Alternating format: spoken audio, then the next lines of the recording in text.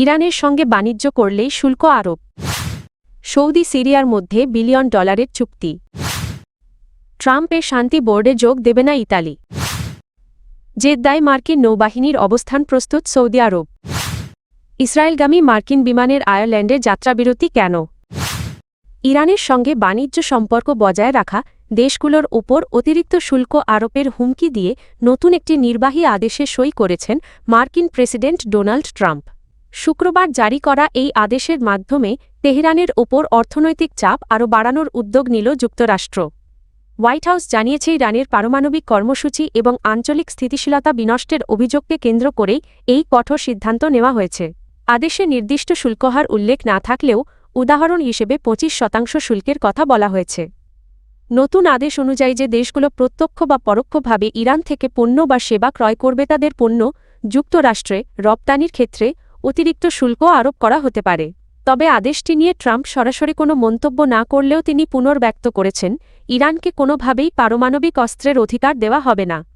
ওমানের রাজধানী মাস্কাটে যুক্তরাষ্ট্র ও ইরানের ঊর্ধ্বতন কর্মকর্তাদের মধ্যে পরোক্ষ আলোচনা শেষ হওয়ার পরপরই এই নির্বাহী আদেশ জারি করা হয়। আলোচনায় ইরানের পক্ষে নেতৃত্ব দেন পররাষ্ট্রমন্ত্রী আব্বাস আরাকচি এবং যুক্তরাষ্ট্রের পক্ষে ছিলেন ট্রাম্পের বিশেষ দূত স্টিভ উইটকফ ও তার জামাতা জ্যারেড কুশনার।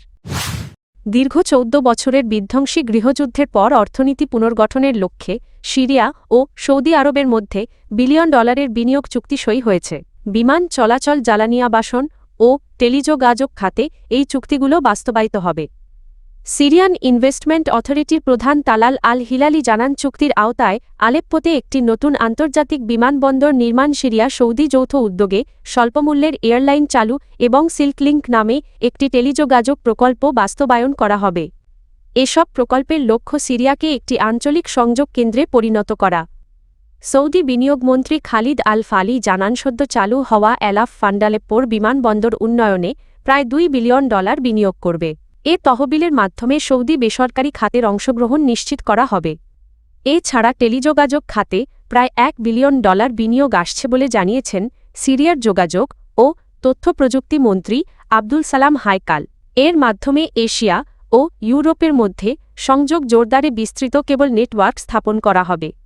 এদিকে সৌদি বাজেট, এয়ারলাইন ফ্লাইনাস এবং সিরিয়ান সিভিল এভিয়েশন অথরিটি যৌথভাবে ফ্লাইনাস সিরিয়া নামে একটি নতুন এয়ারলাইন চালুর চুক্তি করেছে, যা 2026 সালের শেষ দিকে কার্যক্রম শুরু করবে। মার্কিন প্রেসিডেন্ট ডোনাল্ড ট্রাম্পের প্রস্তাবিত আন্তর্জাতিক শান্তি উদ্যোগ বোর্ড অব পিসে যোগ দিতে অক্ষমতার কথা জানিয়েছে ইতালি। দেশটির সরকার জানিয়েছে, সংবিধানগত বাধ্যবাধকতার কারণে এই সংস্থায় অংশ নেওয়া সম্ভব নয়। ইতালির পররাষ্ট্রমন্ত্রী আন্তোনিও তায়ানি বার্তা সংস্থা আনসাকে বলেন, ইতালির সংবিধান ও বোর্ড অব পিসের সনদের মধ্যে এমন আইনগত বিরোধ রয়েছে যা অতিক্রম করা সম্ভব নয়। তবে তিনি জানান, শান্তি উদ্যোগ নিয়ে যেকোনো আলোচনায় ইতালি আগ্রহী থাকবে। ইতালি এ সিদ্ধান্তের মাধ্যমে ফ্রান্স, জার্মানি ও যুক্তরাজ্য এর কাতারে যোগ দিল। ইউরোপের এসব দেশ এখনও বোর্ড অব পিসে অংশ নেয়নি। পররাষ্ট্রমন্ত্রী তায়ানি বলেন, ইতালির সংবিধানের 11 নম্বর অনুচ্ছেদ অনুযায়ী সমান অধিকার ও মর্যাদা নিশ্চিত না হলে কোনো আন্তর্জাতিক সংস্থায় দেশটি যোগ দিতে পারে না। কিন্তু বোর্ড অব পিসের সনদে ডোনাল্ড ট্রাম্পকে ভেটো ক্ষমতা সম্পন্ন চেয়ারম্যান ও চূড়ান্ত সিদ্ধান্ত গ্রহণকারী হিসেবে উল্লেখ করা হয়েছে, যা এই সমতার নীতির সঙ্গে সাংঘর্ষিক। বিশ্লেষকদের মতে ইতালির এই সিদ্ধান্ত ট্রাম্পের প্রস্তাবিত বোর্ড অব পিস উদ্যোগের জন্য আরেকটি বড় কূটনৈতিক চ্যালেঞ্জ হয়ে দাঁড়াল। সৌদি আরব ও যুক্তরাষ্ট্র এর নৌবাহিনী যৌথ সামরিক মহড়া শুরু করেছে। পশ্চিমাঞ্চলীয় বন্দর নগরী তারাচিহ্ন জেদ্দা তারাচিহ্নতে এই মহড়া অনুষ্ঠিত হচ্ছে বলে জানিয়েছে সৌদি প্রতিরক্ষা মন্ত্রণালয়। ব্লু ডিফেন্ডার 26 নামের মহড়াটি জেদ্দার তারাচিহ্ন কিং ফয়সাল নৌঘাঁটি তারাচিহ্নতে আয়োজন করা হয়েছে। মহড়ার সময়কাল সম্পর্কে বিস্তারিত জানানো হয়নি। সৌদি প্রতিরক্ষা মন্ত্রণালয়ের বিবৃতিতে বলা হয়, এই যৌথ প্রশিক্ষণের লক্ষ্য হল দুই দেশের নৌবাহিনীর মধ্যে সমন্বয় জোরদার করা এবং পেশাগত অভিজ্ঞতা বিনিময়। মহড়ায় বিভিন্ন মাঠ পর্যায়ের ও কৌশলগত পরিস্থিতির অনুশীলন করা হচ্ছে, যা যৌথ অভিযানের সক্ষমতা ও সমুদ্র নিরাপত্তা বৃদ্ধিতে সহায়ক হবে।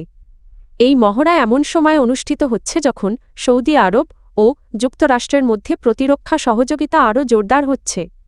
গত জানুয়ারিতে ওয়াশিংটনে অনুষ্ঠিত যুক্তরাষ্ট্র সৌদি বিনিয়োগ ফোরামে মার্কিন প্রেসিডেন্ট ডোনাল্ড ট্রাম্প জানান প্রতিরক্ষা খাতসহ বিভিন্ন ক্ষেত্রে দুই দেশের মধ্যে প্রায় $270 বিলিয়ন চুক্তি স্বাক্ষরিত হয়েছে। বিশ্লেষকদের মতে লোহিত সাগরের কৌশলগত গুরুত্ব বিবেচনায় এই যৌথ নৌ মহড়া সৌদি মার্কিন সামরিক সম্পর্কের গভীরতারই প্রতিফলন। তারাচিহ্ন আয়ারল্যান্ড তো তারাচিহ্ন এ কার শ্যানন বিমানবন্দর ব্যবহার করে যুক্তরাষ্ট্র থেকে ফিলিস্তিনিদের ইসরায়েলে পাঠানোর ঘটনায় দেশটিতে তীব্র সমালোচনা শুরু হয়েছে। রাজনীতিকরা এই যাত্রাবিরতিকে মানবাধিকার পরিপন্থী ও নিন্দনীয় বলে মন্তব্য করেছেন। দ্য গার্ডিয়ান এর এক অনুসন্ধানে জানা যায় যুক্তরাষ্ট্রের অভিবাসন ও শুল্ক প্রয়োগ সংস্থা আইসিই দুটি ফ্লাইটের জন্য একটি ব্যক্তিমালিকানাধীন জেট ভাড়া করে। বিমানটির মালিক গিল ডেজার্ট, যিনি মার্কিন প্রেসিডেন্ট ডোনাল্ড ট্রাম্প এর ঘনিষ্ঠ দাতা হিসেবে পরিচিত। ফ্লাইট দুটি গত 21শে জানুয়ারি ও 1 ফেব্রুয়ারি যুক্তরাষ্ট্র থেকে ছেড়ে এসে আয়ারল্যান্ডের শ্যানন বিমানবন্দরে জ্বালানি নিতে থামে।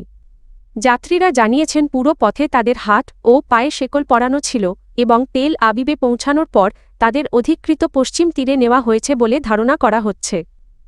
আইরিশ সরকার জানিয়েছে এসব ফ্লাইটে যাত্রী ওঠানামা না হওয়ায় আগাম অনুমোদনের প্রয়োজন ছিল না, তবে বিরোধী দলগুলো এ ব্যাখ্যা প্রত্যাখ্যান করেছে। লেবার পার্টির পররাষ্ট্র বিষয়ক মুখপাত্র ডানকান স্মিথ বলেন আইসিএর ফ্লাইটকে শ্যাননে থামতে দেওয়া সম্পূর্ণ অগ্রহণযোগ্য এবং এ বিষয়ে প্রধানমন্ত্রী ও পরিবহন মন্ত্রীর হস্তক্ষেপ জরুরি। তার মতে আয়ারল্যান্ড কোনোভাবেই এমন কার্যক্রমের সঙ্গে যুক্ত থাকতে পারে না।